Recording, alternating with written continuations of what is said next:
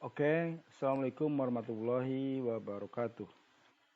Selamat datang di pembelajaran SAP PP Modul dengan saya Ahmad Yusuf Arif. Untuk informasi tentang pembahasan SAP PP Modul, Anda bisa lihat di situs saya di sapindonesia.net ya, di sini ya. Di sini saya membahas tentang garis besarnya aja proses atau bisnis proses yang ada di SAP PP Modul. Untuk Anda bisa mudah mempelajarinya, di sini saya sediakan menu-menu pembahasan atau kategori ya. Dan Anda bisa lihat misalnya yang MRP, ini sini hanya MRP saja pembahasannya. Nanti Anda bisa lihat misalnya scrap ya, tinggal read more kayak gitu. Oke, nah ini dia penjelasannya bersama video tutorialnya. Kemudian untuk yang lainnya, production execution juga begitu sama. Nanti Anda bisa lihat perkembangannya atau update terbaru dari situs ini. Nah, untuk khusus buat configuration, ini karena memang pembahasan yang unik ya, yang agak lebih spesifik, biasanya buat konsultan gitu ya, konsultan SAP PP Modul. Salah satu syaratnya dia harus menguasai tentang konfigurasi ya. Nanti saya coba juga ungkapkan di sini pembahasan konfigurasi yang ada di SAP PP Modul. Tentu saja ini di sini di sapindonesia.net ini baru sebatas kulit luarnya aja gitu ya, globalnya aja. Saya mengajak Anda untuk membuka wawasan tentang SAP PP Modul yang betul-betul diimplementasikan di company-company yang khususnya yang ada di Indonesia begitu ya. Nanti Anda bisa lihat-lihat di sini.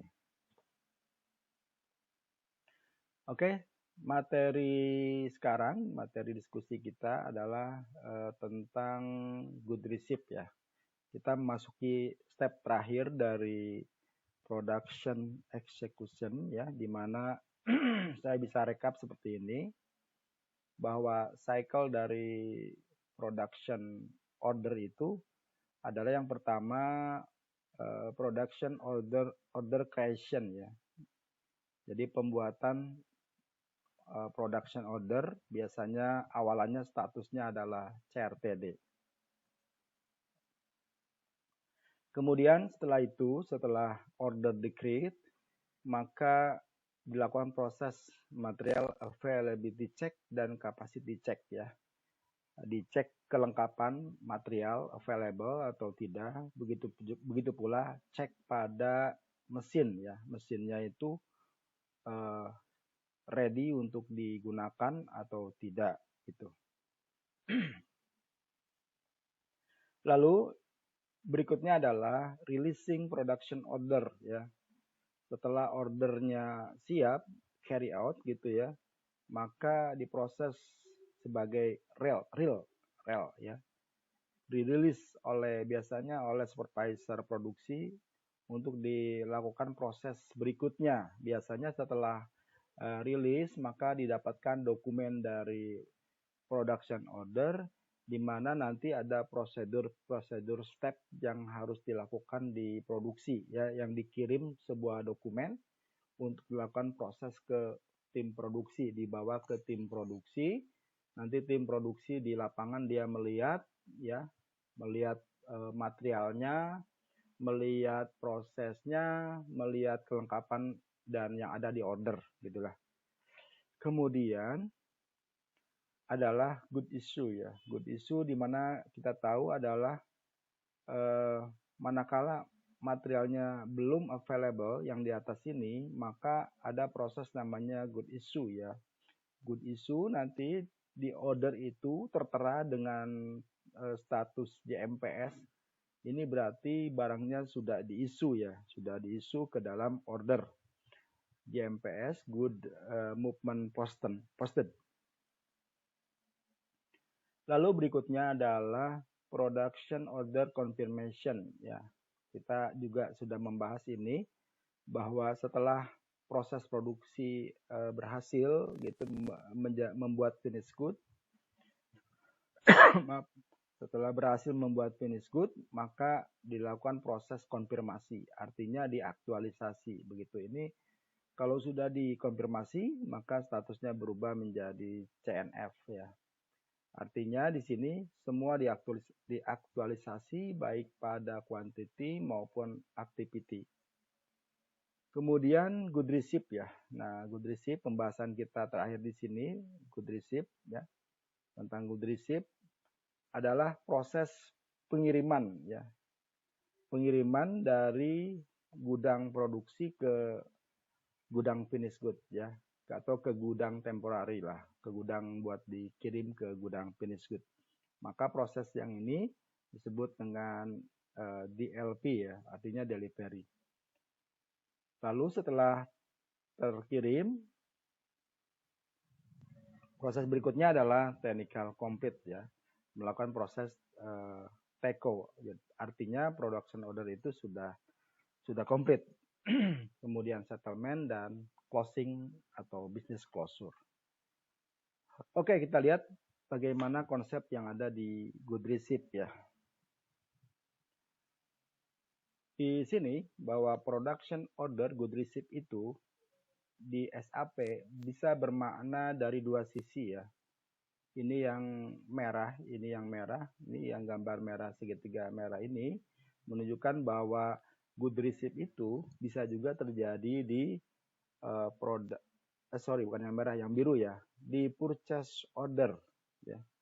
Jadi pada saat pembelian barang raw mat maupun packaging, maka beli itu kan menggunakan purchase order ya, menggunakan PO begitu.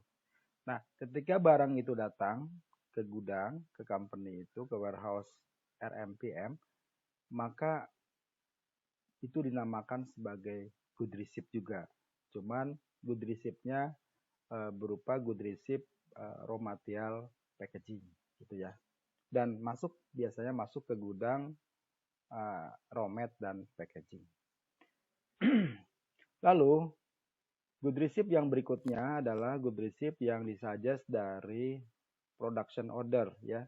Dari proses semua ini, dari proses yang tadi saya sudah tunjukkan, dari cycle proses produksi, maka ada proses namanya proses menciptakan hasil ya. Itu namanya good receipt. Good receipt berarti menerima barang jadi, good receipt, terima barang begitu maksudnya. Kemudian good receipt ini, good receipt yang diproduksi maupun good receipt yang di purchase order itu sama-sama menggunakan tikot yang namanya tikot MIGO ya. Cuman bedanya kalau diproduksi nanti untuk GR itu ada tikotnya selain MIGO dia MB31 ya. Dan good receipt juga ya diproduksi itu bisa dilakukan secara manual tadi dengan menggunakan tikot MIGO ataupun menggunakan secara automatically ya, secara otomatis. Nanti itu bisa dipasangkan di routing ya, di routing dari order di control key ya, bisa dipasangkan di situ. Yang pertama secara otomatis bisa dipasangkan di control key atau di routingnya itu, atau yang kedua bisa dipasangkan di production scheduling profile ya. Nanti ada lagi di konfigurasi lebih jelasnya itu yang kita bisa men-setup secara otomatis GR ya, khusus untuk produksi ya. Dan nanti dari scheduling profile itu bisa ditempelkan di material master di work scheduling. Oke, saya ulangi ya. Jadi GR diproduksi bisa digunakan secara manual dengan menggunakan tikot MIGO atau MB31 ataupun GR menggunakan secara otomatis dengan cara mengkonfigurasi di control key pada routing. Yang kedua, secara otomatis bisa dikonfigurasi di production scheduling profile ya. Itu nanti ada pembahasan di konfigurasi dan ditempelkan di work scheduling. Oke. Jadi Lalu kemudian ada hal yang perlu diperhatikan juga ketika proses GR adalah movement type ya, di mana kita harus memahami movement type untuk GR itu berapa gitu ya. Baik dari purchase order ya, dari raw mat yang datang ke gudang ataupun dari finished good yang dihasilkan itu sama-sama menggunakan movement type yang sama yaitu 101 ya. 101 di SAP itu secara standar itu menunjukkan bahwa itu adalah GR, baik GR dari purchase order maupun GR dari production order. Oke. Lalu satu lagi saya singgung GI. Lalu dengan GI bagaimana? Good issue. Nah, kalau good issue itu kalau untuk diproduksi maka movement type yang dipakainya adalah 261. Artinya menggunakan material sebagai konsum begitu ya. Konsum untuk finish product. Lain halnya di warehouse ya. Di warehouse juga ada movement type untuk GI untuk mengeluarkan barang. Sama-sama menggunakan GI, sama-sama menggunakan Migo GI, tapi movement type-nya adalah 201 atau yang lainnya. Kalau 201 biasanya GI by cost center gitu ya. Ada juga nanti tiket lainnya Anda bisa lihat di Migo, ada di movement type itu beberapa tiket untuk GI dan GR. Jadi itu ya bedanya ya.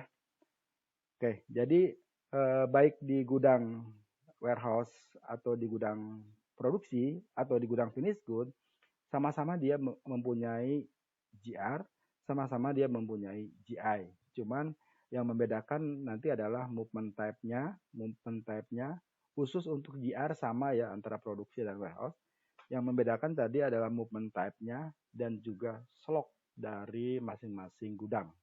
Maka dari itu konsep slot itu menjadi penting di bisnis logistik agar bisa dibedakan rule aturan main dari proses perpindahan barang atau movement type.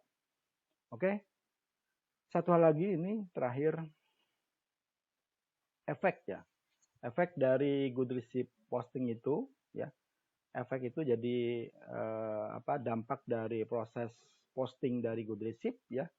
Ini sama seperti dampaknya ketika good issue posting, yaitu pertama dari ordernya ya. Ordernya tentunya statusnya menjadi DLP gitu kan.